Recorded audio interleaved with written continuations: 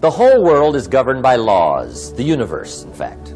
Laws. We call it the law of electricity. We call it the law of gravity. There's mathematical laws, there's physical laws, speed and velocity laws, agricultural laws. There's all kinds of laws. Now that we find ourselves on the spinning planet, you just have to learn what I call the setup. Learn the setup. Life's setup.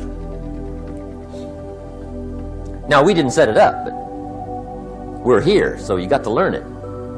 And we should learn the setup for two basic reasons. Number one, to keep from getting hurt. It's one of the major reasons for learning, so you won't get hurt. See, economically, socially, personally, you can get hurt just not knowing. Ignorance is not bliss. Ignorance is poverty. Ignorance is tragedy. You got to know, or you're going to get hurt. It's good to know not to walk out the 10-story window. That's excellent information.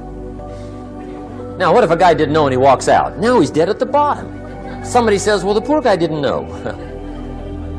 You got to know, or you're going to get hurt. Okay. Now, here's a parenthesis. You don't have to like the setup. I don't ask you to like how it is. That's not what's important. But it is important to learn how it is. Okay, so you don't have to like it, but you should learn it. That's what I tell the kids, right? Make sure you get the information.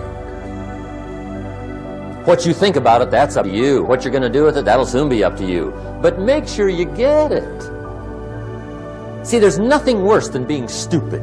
Nothing. I mean, being broke is bad, but being stupid is awful. And what's really bad is being broken stupid, right? That's about the end of the world. I mean, there isn't anything much worse than that. Unless you're sick. Sick, broken, stupid. I mean, that is it, right? There's nowhere else to go.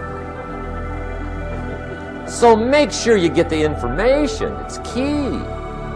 You don't have to like it, but learn it. If this big monstrous thing lifts up in the sky, hangs there for a little while, cuts loose, comes crashing down, boom, shakes the ground for 5 miles. And then this big monstrous thing lifts back up in the sky, hangs there for a little while, cuts loose again, comes crashing down, boom, shakes the ground for 5 miles. It just keeps doing it, this big monstrous thing. Lifting up, and then crashing down, boom. Now, you might come along one day and say, that's got to be a stupid arrangement, which is okay. You're entitled to your opinion. But the first thing you should learn to do is get out from under it, right? That's number one. You might have a great moral argument. You might want to shake your finger at the sky, but do it from over there, right? So you don't get smashed. It's called your basic smart. So number one, learn so you won't get hurt. Whether you like it or not, learn. Now here's the second reason for learning, the setup, to benefit. It's called the plus of life. And that's what life is, right? Both minus and plus.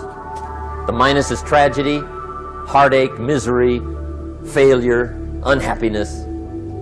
But life is also happiness, prosperity, good feelings. So here's the key. Learn to get on the good side of the way things work.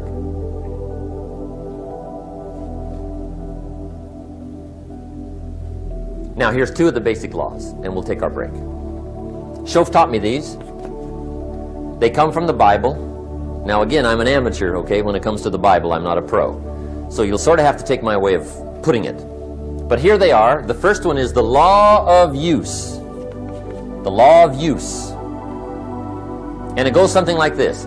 Whatever you don't use, you lose.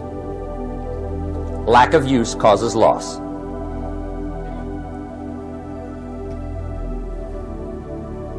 On this planet, maybe not the next one, but on this one, if you tie your arm to your body, leave it there long enough, you'll never use it again. It's over for the arm. Now, it may not be over, but it's over for the arm. The only way to keep the use of this arm is what?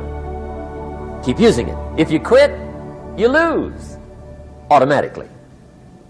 They don't bring it up for a vote. You lose automatically when you quit. Now, the same thing that goes for your arm goes for your brain, mentality. The same thing goes for all the human virtues. Ambition, unused, declines. Strong feelings, unused, diminish. It doesn't grow, it diminishes. Faith, unused, decreases. It's a law.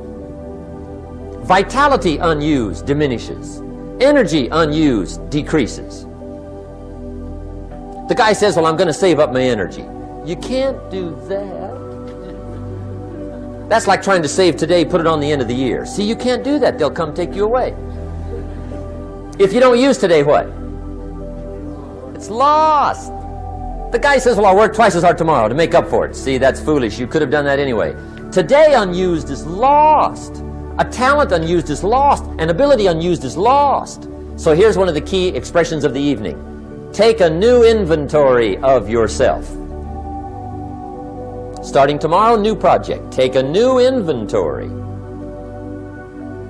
And make sure that all of your talent and ability and mentality and ingenuity and vitality and strong feelings, faith, courage, make sure that all you've got's being used. Otherwise, you lose.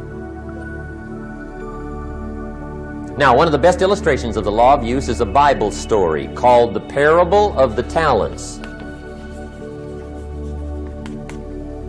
The Talents story. Interesting story if you haven't read it in a while. Just review it.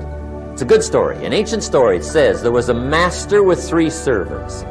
He got them together one day and he said to the 3, I've got these talents. And in those ancient days, a talent was a measure of gold. And he said to the 3 servants, take these talents and see what you can do with them while I'm gone. He said, I'm taking a journey and I'll be gone for a while. When I come back, we'll get together, go over the book, see how you did. He said, here's 5 of these talents for you. 5. Here's 2 of them for you. 2. And here's 1 for you. 1. The master said, take those talents, see what you can do with them. When I come back, we'll get together, we'll go over it all. The servant said, okay, master takes off. According to the ancient story, the master comes back from his trip. When he gets back, he gets the 3 servants together, and as he said he would, he asks, how did it go with those talents? You're 5. What happened?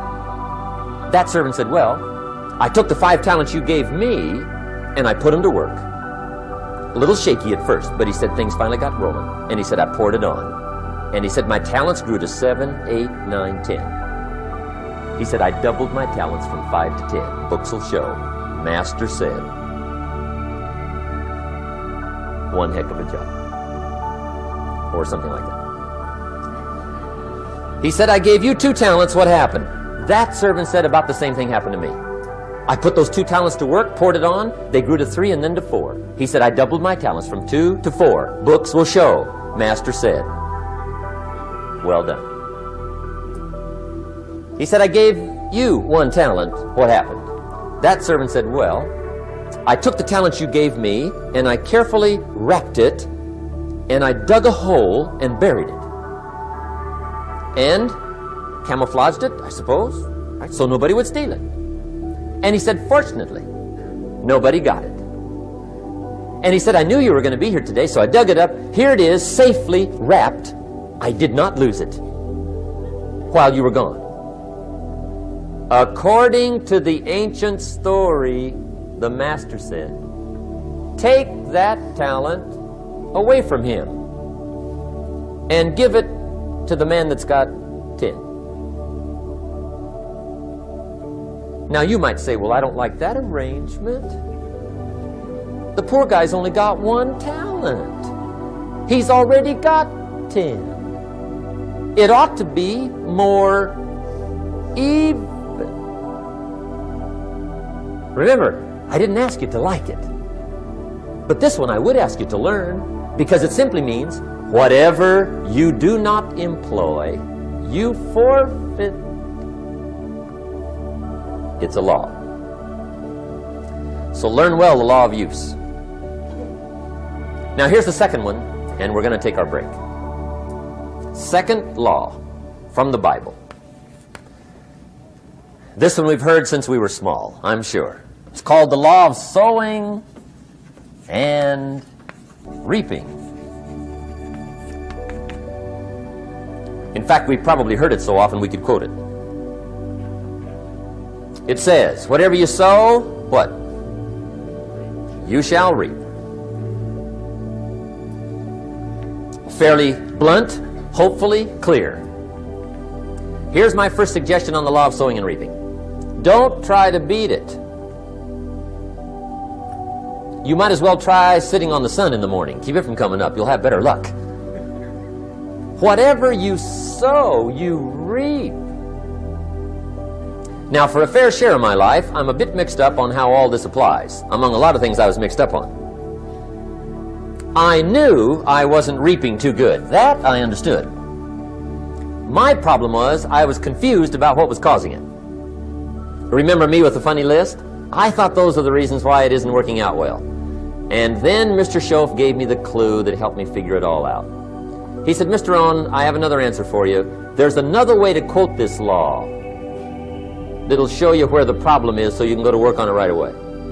All you need to know is where the problem is, then you can go to work on it. So he quoted me the law another way, and I found out what my problem was. Here's the way you quote the law. Whatever you reap is what you've sown. Now I knew what my problem was. Whatever you reap is what you've sown. If you don't like the crop, who do you look up? Answer, whoever planted it. And where do you find who planted your crop? Answer, in the mirror. What I finally learned to do come fall was to go to the mirror. That's where you go. And if necessary, you say, a few skinny carrots? I got to be unimpressed. Where were you last spring? Asleep? Didn't you read the books? Did you break your hoe?